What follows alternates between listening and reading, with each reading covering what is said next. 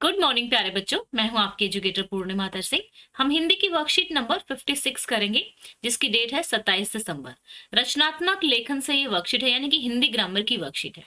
तो यहाँ पे साथ के साथ ये भी बताया हुआ है कि आपका जो पेपर होगा उसमें, ठीक है, 20 अंक जो है आपके रचनात्मक लेखन के पार्ट में से आएंगे। ठीक है, विभिन्न विषयों और संदर्भों पर विद्यार्थी के तर्क संगत विचार प्रकट करने की, यानी कि आप जैसे कि आपको एक स्टोरी लिखने के लिए दे दी जाए तो आप अपने विचार उस स्टोरी में किस तरीके से उतारते हैं। ठीक है, और जैसे अभिव्यक्ति की क्षमता, यानी कि आप किस तरीके से चीजों को एक्सप्रेस करते हैं, ये मापने का एक तरीका है रचनात्मक लेखन। ठीक है, अनुच्छेद लेखन, यानी कि आपको कोई टॉपिक दे दिया जाएगा, जैसे मैं कह दूं भ्रष्टाचार पर लिखो आपको, तो वो 5 नंबर का आ जाएगा। या फिर मैं कहूँ कि टूरिज्म पर, ठीक है, लिखो, या मैं कहूँ बेरोजगारी पर लिखो, ठीक है, या फिर मैं कहूँ महिलाओं के सशक्तिकरण पर लिखो, तो इस तरीके से आपका 5 अंक का एक पैराग्राफ आएगा, अनुच्छेद लिखना है आपको। फिर अभिव्यक्ति की क्षमता पर केंद्रित औपचारिक और अनौपचारिक विषयों में से किसी एक विषय पर पत्र आएगा। ठीक है, या तो औपचारिक औपचारिक जैसे कि आपका क्या हो जाएगा, जैसे आपको न्यूज़पेपर के एडिटर को लिखना है कि भाई ये प्रॉब्लम है और ये सॉल्यूशन होना चाहिए, या आप अपने प्रिंसिपल को पत्र लिखना चाहते हो, या जो नगर निगम का अध्यक्ष है उसको अपने गली के बारे में कोई समस्या हो उसके बारे में अवगत कराना चाहते हो। अनौपचारिक, आप अपनी बहन को उसकी शादी के लिए बधाई देना चाहते हो, अपने फ्रेंड को कॉन्ग्रेचुलेट करना चाहते हो, उसका रैंक 1 आया है, तो वो हो गया अनौपचारिक पत्र। ठीक है, तो उसमें से एक आएगा आपका औपचारिक, अनौपचारिक में से आपको लिखना है। फिर आता है आपका विज्ञापन लेखन। विज्ञापन लेखन जो है आपको 20 से 25 शब्दों में करना है। ठीक है, और 5 अंक का रहेगा। ठीक है, फिर संदेश लेखन, जैसे शुभकामना, पर्व त्योहार, विशेष अवसरों पर दिए जाने वाले संदेश, 30-40 शब्दों में ये रहेगा। ये 25 से 50 में, 30 से 40 में, ये आपका 80 से आपका 100 शब्दों में रहेगा। तो रचनात्मक लेखन के प्रत्येक बिंदु के भाष की कड़ी जो है हमने अराउंड पिछली वर्कशीट से हमने स्टार्ट की थी, जिसमें हमने एक पार्क बनाने हेतु दिया हुआ था ऑप्शन, और एक शायद आपका रोड व्यवस्था का कुछ था, है ना, कि आपको अपनी बहन को ट्रैफिक के रूल्स के बारे में बताना है, पोल्यूशन के बारे में बताना है। तो आज आपको यहाँ पे तो दिया हुआ है कि अपने मोहल्ले की सफाई हेतु स्वास्थ्य अधिकारी को पत्र। ठीक है, तो यहाँ पे मॉडल पत्र भी दिया हुआ है कि कैसे आप लिखेंगे। ठीक है, जैसे सेवा में, फिर जो अधिकारी है उसका हमने लिख दिया, नाम लिख दिया, फिर उसका जो एरिया है उसका एड्रेस लिख दिया, और साथ में साइड में आपको ये बताया हुआ है कि औपचारिक पत्र लिखने के लिए इंग्लिश में आप जब लिखेंगे, क्योंकि आपका इंग्लिश भी सब्जेक्ट है ही, तो औपचारिक पत्र को इंग्लिश में फॉर्मल लेटर कहते हैं। ठीक है, फॉर्मल लेटर कहते हैं इंग्लिश में, अगर दोनों को रिलेट करके भी पढ़ना चाहो तो। भेजने वाले का नाम व पता सबसे ऊपर लिखा जाता है, वह सबसे नीचे भी, मतलब मर्जी है आपकी, सबसे ऊपर भी लिख सकते हो, सबसे नीचे भी। ठीक है, तिथि यहाँ भी लिखी जा सकती है, वह सबसे नीचे भी लिखी जा सकती है। संबोधन पत्र की विषय वस्तु, समापन हस्ताक्षर, इस तरीके से आप लिख सकते हैं। ठीक है, तो चलिए यहाँ पे जैसे इन्होंने यहाँ पे लिखा हुआ है, इस तरीके से आप लिखना स्टार्ट करेंगे। ओके, तो चलिए यहाँ पे अब हम पत्र को लिखना स्टार्ट करते हैं। यहाँ पे देखो, जैसे एक बात यहाँ पे ध्यान रखना, वैसे तो 80 से 100 शब्दों में आपको लिखना है, लेकिन थोड़ा बहुत ऊपर नीचे हो सकता है। कोशिश करना 80 से 100 शब्दों में ही। लेकिन अगर आपको लग रहा हो कि आपका पेपर जो है पूरा नहीं होने वाला है, तो आप अपने इसको 80 शब्दों तक भी लिमिट कर सकते हैं। तो चलो स्टार्ट करते हैं पत्र को लिखना, किस तरीके से लिखेंगे आप लोग। ठीक है, यहाँ पे दिया हुआ है, वैसे तो बताया हुआ है कि किस तरीके से आप लिखेंगे, बट यहाँ पे मैं आप लोगों को बता देती हूँ। तो यहाँ पे देखो, अपने क्षेत्र में पार्क विकसित करने के लिए नगर निगम के प्राधिकरण सचिव को पत्र लिखिए। तो यहाँ पे आपने अपना एड्रेस लिख दिया, 10वीं ब्लॉक, गोविंदपुरी, दिल्ली। उसके बाद आपने डेट लिख दी। ठीक है, प्राधिकरण सचिव, गोविंदपुरी नगर पालिका, जो भी आपकी कॉलोनी है उसका नाम भी आप यहाँ पे लिख सकते हैं। ठीक है, दिल्ली। विषय, क्षेत्र में पार्क विकसित करने के लिए निगम के सचिव को पत्र। महोदय, मैं, जो भी आपका नाम है, ठीक है, गोविंदपुरी कॉलोनी के समस्त निवासियों के प्रतिनिधि के रूप में आपसे यह अनुरोध करना चाहता हूँ, हमारी कॉलोनी में नगर निगम के पार्क के लिए खाली भूमि पड़ी है।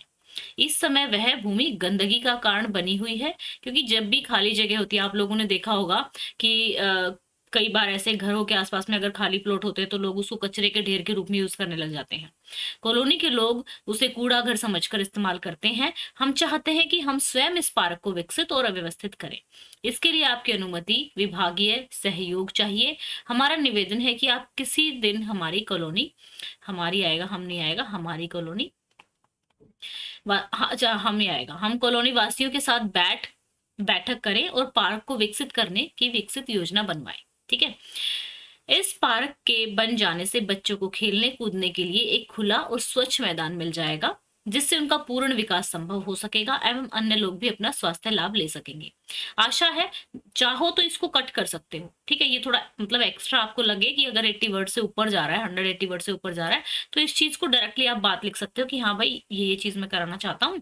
ठीक है, तो उस चीज को आप कट कर सकते हैं। ओके, तो यहाँ पे हमारा आ जाएगा फिर उसके बाद कि आशा है, एक सेकेंड, यहाँ पे आशा आ जाएगा। आशा है आप अपना भरपूर सहयोग देंगे। हम कॉलोनी वासी हर तरह का सहयोग करने को तैयार है। इस कृपया के लिए क्षेत्र के समस्त निवासी आपके सदा आभारी रहेंगे। सर धन्यवाद, भविद्य, जो भी आपका नाम यहाँ पे है वो लिख देंगे। ठीक है बच्चा, तो इस तरीके से आप जो है पत्र लिखेंगे। फॉर्मल लेटर को इसी तरीके से लिखा जाएगा। अभी हम लोगों ने शायद आपका ही किया था ना, पत्र जो था, ये वाला पत्र था, है ना, ये वाला पत्र जो था आपका, हाँ 10th का ही था, तो प्रदूषण के लिए आपने लिखा था। ओके, तो इस तरीके से पत्रों की आपको थोड़ी सी, बस आपको स्ट्रक्चर आना चाहिए, बीच में तो आप कुछ भी लिख ही लोगे, है ना। तो चलिए आगे, ये हो गई है हमारी वर्कशीट। अब कुछ चीजें मैं आप लोगों को बता देती हूँ। देखो बच्चा, आपका क्या है, एक सेकेंड, आप लोगों की स्पेशल क्लास है। ठीक है, 7 बजे। ठीक है, ये है आपकी मैन्युफैक्चरिंग इंडस्ट्री वाला, विनिर्माण वाला जो हम चैप्टर कर रहे हैं, वो हमारा ऑलमोस्ट अनअकैडमी पे भी पूरा हो गया है और यहाँ पे भी पूरा हो गया है, दोनों पे ही पूरा हो चुका है हमारा। ठीक है, तो एक सेकेंड, दोनों पे पूरा हो चुका है। तो आपको क्या करना है, नीचे एक लिंक दिया हुआ है, उस लिंक को क्लिक करना है, क्योंकि हम आज क्विज करेंगे, मैप बेस्ड क्विज करेंगे। अभी तक हमने वैसे तो क्विज कर लिया है अनअकैडमी पे, लेकिन मैप बेस्ड क्विज नहीं किया है। तो हम यहाँ पे मैप बेस्ड क्विज करेंगे, मैप दिया होगा साथ में, उसके बेसिस पे क्विज करेंगे। ठीक है, तो उससे आपको जो लोकेशन है इंडस्ट्रीज की, उद्योगों की जो स्थिति है कि कौन सा कहाँ पर है, लोहे के उद्योग कहाँ पर स्थित है, आयरन स्टील के कहाँ पर स्थित है, केमिकल सीमेंट इंडस्ट्री वगैरह कहाँ स्थित है, तो मैप आपको अच्छे से याद हो जाएगा। ठीक है, वो करने के लिए जो है आपको लिंक दिया हुआ है। आज क्लास है कितने बजे, 7 बजे, ताकि आप भूलो ना। तो आपको क्या करना है, लिंक को क्लिक करना, लॉग इन करना, कोड यूज करना पूर्णिमा 10 एंड नोटिफाई मी पे प्रेस कर देना। नोटिफाई मी पे प्रेस करने से होगा क्या, जैसे ही मैं 7 बजे लाइव आऊंगी तो आपके पास नोटिफिकेशन पहुंच जाएगा, तो वो वाला चैप्टर हमारा अच्छे से हो जाएगा। कितने बजे है, 7 बजे है।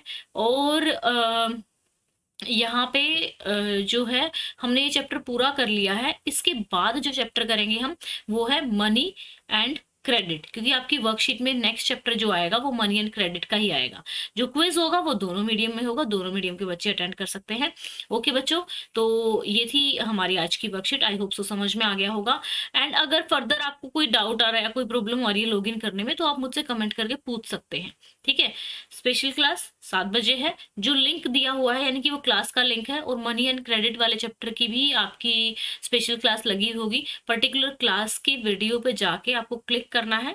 ठीक है, जो जो लेक्चर लगा हुआ है, and then press notify me कर देना है। ठीक है, क्योंकि लॉगिन तो आप बार बार करोगे, लॉगिन तो एक बार हो जाएगा तो हो ही जाएगा फिर। ठीक है, तो इससे क्या होगा, आपके चैप्टर और अच्छे से हो जाएंगे। हम वर्कशीट के थ्रू समझ रहे हैं, कुछ क्वेश्चन जो है डिस्क्रिप्टिव कर रहे हैं, एमसीक्यू उधर प्रैक्टिस कर रहे हैं।